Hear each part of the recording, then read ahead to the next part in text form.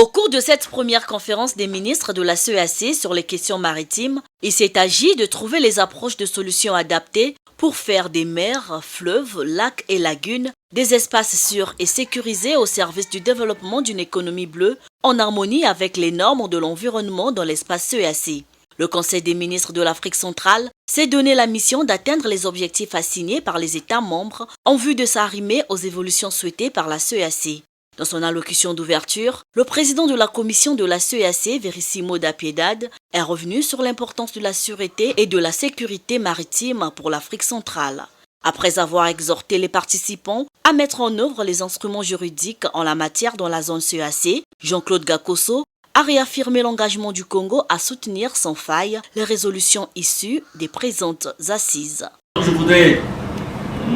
Monsieur le Président, chers amis, réitérer,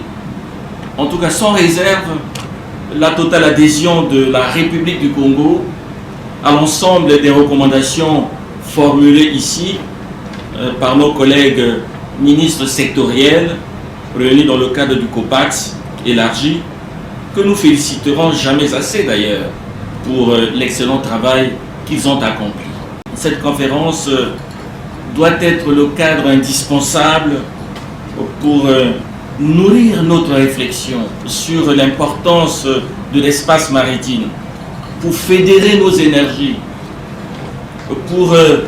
mutualiser nos intelligences, afin de mener victorieusement le combat pour la préservation de nos intérêts vitaux dans l'espace maritime et dans les eaux continentales partagées de la CEEAC. Au terme de cette réunion, des avancées majeures sur la sécurité en mer et dans les eaux continentales en Afrique centrale ont été notées. Reste aux États membres de consolider les acquis de la réunion de Kinshasa afin de marquer un ancrage définitif à la sécurité des eaux maritimes et continentales en Afrique centrale. De plus, les conclusions des assises de Kinshasa seront examinées et certainement adoptées au cours du sommet des chefs d'État et de gouvernement qui se tiendra dans les prochains jours.